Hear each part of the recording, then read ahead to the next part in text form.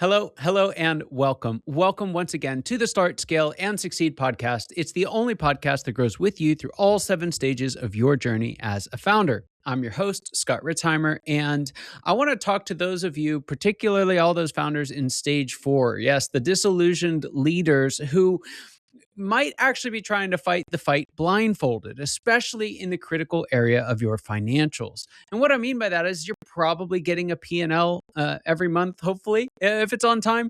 You probably have a dashboard or some spreadsheets or something.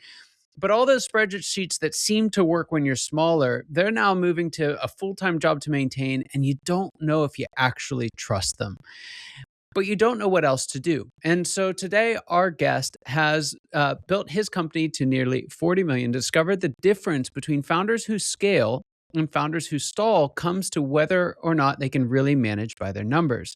This is Jon Morris with us here today, who's the founder and CEO of Fiscal Advocate, Inc., a technology-enabled professional services company powered by EngineBI software. Jon founded Rise Interactive in 2004 with $10,000, and over the next 16 years, he grew Rise, ultimately scaling it to nearly 40 million in revenue before selling the company. Inspired to help other entrepreneurs avoid the pitfalls he experienced, Jon created Fiscal Advocate to provide professional services to CEOs that give them the financial clarity they need to grow profitably. The company provides accounting, financial planning, analysis, and advisory services, along with proprietary software that surfaces critical financial insights. Jon, welcome to the show. Glad to have you here. I'm really excited to dive into this topic because it's one of the ones that I think creates some of the most insecurity and just weird stuff inside of a business, but also between the ears of the founder. And what I want to do is talk through, for a founder in this stage, trying to grow, trying to make sense of what's going on, probably struggling with profitability, what are the numbers that they tend to look to, and what are the numbers that they should actually look to? Yep. So you mentioned the income statement. The income statement has all the insights you really need if you have it organized the right way and know how to read it properly. So in every industry, there are benchmarks, and it's critical to learn the benchmarks of your industry. So I'm going to talk a lot about the professional service industry because that's my space and my domain. The best of the best, like in terms of performance, is 20% year-over-year revenue growth and 20% EBITDA is 20% profit. So that's just the starting point. Now, there's a whole bunch of numbers in between there, right? So you got revenue and you got profit, and then you have all these expenses. And so what you want to do is organize those expenses, and I'm going to give you the 5 major categories that I believe are really important.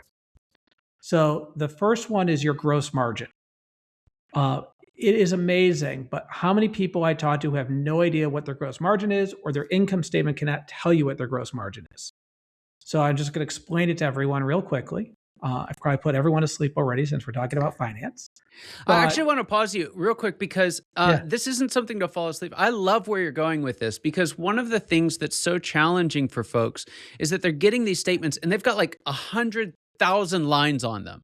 Yep. And no one can make sense of that. And so they see that and think, oh, I'm just not smart enough, or oh, I don't have an MBA, or oh, I don't. And it's like, no, that's not true. It should be this simple. Now there's nuance to it and there's deeper that you can go. But for folks listening, this is really important. You should have something like these 5 major categories.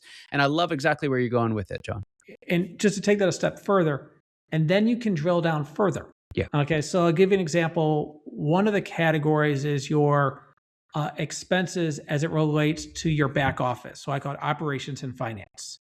So, but then you can drill down further and you can see HR, legal, corporate IT, general admin, and finance. And you can break down to 5 categories under that category. So the idea is that when you look at your income statement, you want it to be as few rows as possible because oftentimes that's just filling up the page with garbage. And so I couldn't agree with you more. So I'm going to start with the explanation of gross margin because this is honestly one of the most important numbers. Yes. It is after you deliver the product or the service that you've been hired for, how much money is left over and what is that as a percent of your revenue? So I'll use it in 2 different categories. The first one is you sell pencils. You sold a pencil for $2 and you bought it for 50 cents. So you have $1.50 after selling the pencil. $1.50 over $2 is 75%. So that means you have a 75% gross margin. In the world of services, you have hired employees to do work for the client. You've licensed technology. You might have travel. So when you take whatever your revenue is, minus all of your costs, so let's just say you're a $10 million company and you spend $6 million to deliver for the customers, you have $4 million left over. That means you have a 40% gross margin, 4 million divided by the 10 million in revenue. Yeah. Now, the reason why this number is so important before I get into the other ones is because if you can continually figure out how to improve your gross margin, it means you have more money left over to either put in your pocket or to invest in your business. And so that's metric number one in this middle. So you have revenue, then you have your cost of goods sold, and then you have your gross margin. So you have to have those three numbers. After that, you have what is called SG&A. And it's a very fancy term for all of your expenses that don't relate to the product or service that you sold. So your sales and marketing, your back office, operations and finance, your executive team, and R&D. Now, in every industry, there might be some nuances, but for 95% of your listeners, those are the four major categories you need. And those are the major drivers of your business. And then after that, you have your profit. So you take your gross margin or your gross profit minus all of your client or product related expenses, and that gives you your profit. So that's the starting with the simple part.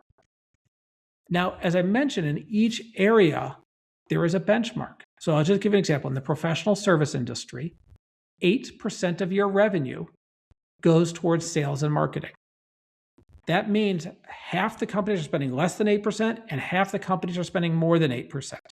And so, as you mentioned, in my bio, I grew this company from $10,000 to almost $40 million in 16 years.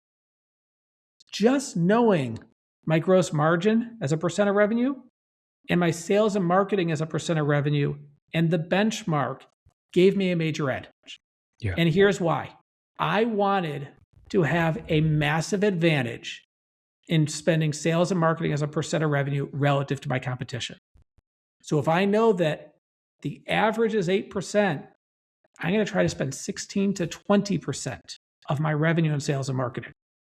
Now, clearly, if I'm a $35 million company and there's a $10 billion company, I'm probably going to be outspent in that area. Their marketing budget is just going to be much larger. But most of the people I was competing with were either my size or smaller. And so I was able to have the bigger booth at the trade shows. I was able to submit to more awards and get more recognition. I was able to have a team dedicated to search engine optimization. So that's, one big massive focus. Now, in order to do that, you have to figure out, how do you fund this? And if you can fund it by improving your gross margin without reducing the quality of your work, I'll go back to the pencil example. You can't sell, a crappy pencil, that you bought for 5 cents as opposed to 50 cents. Still got to be the same quality. But you start thinking about, how do you deliver, it constantly improves. So we at Rise, we spent a lot of money on innovation. One of the things that we spent time on was we would time track every single task. And we would aggregate and be like, okay, so if we automate this is 1,000 hours worth of time every month that we don't have to have humans and pay for them to do it. We'll have technology do it. And then the other part is, once you have technology do it, your error rate goes down. The client's experience becomes better. And so you actually get better retention and better gross margin both at the same time. Jon, here's what I really like about that, because a lot of folks listening are highly, highly innovative. They're founders. They started the thing from nothing, created something out of it. Super cool. But so often we mistake innovation as kind of up and out Like it's the Yeah. next product or the next service or the next big thing or a new market or something like that. Yeah. And what you're talking about, especially at this stage, is the ability to harness some of that creativity and point it in as well and say, hey, how can we innovate to be more efficient? How can we innovate to lower our cost of goods sold? I really, really like that. It's a subtle shift, but it's an important one. Yep. So what you're talking about is what I call the difference between innovation with a capital I and innovation with a lowercase I. Yeah. And I tell people to put a lot more emphasis on a lowercase I innovation, meaning we're not going to go invent the next iPad or the next self-driving car. We are going to invent improved client onboarding. And Yeah. so that's kind of the idea behind it. Yeah, I love that.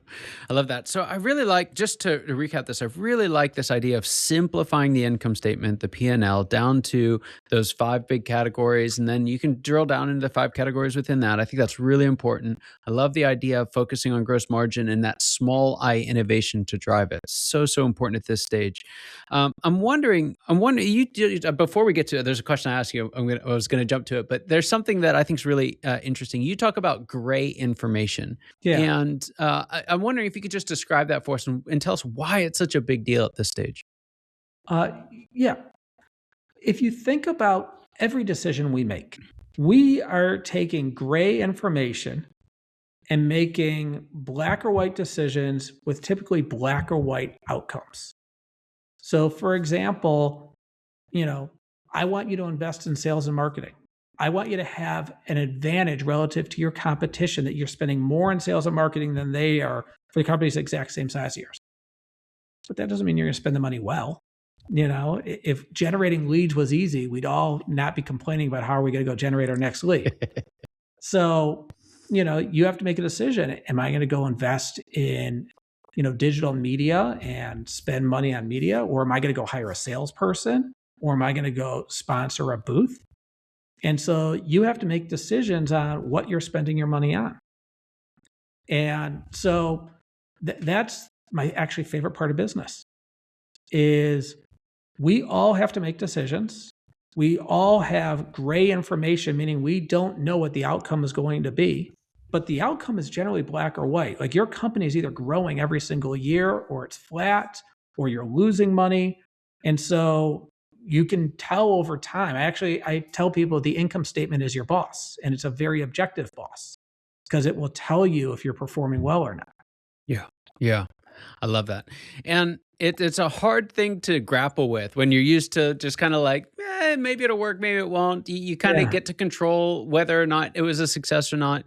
Getting used to the space of really leaning into the numbers and looking at those black and white results can be a hard switch, but I think it's a really important one, especially when a founder's trying to orient the team in the right direction, right? When we're all trying to work together.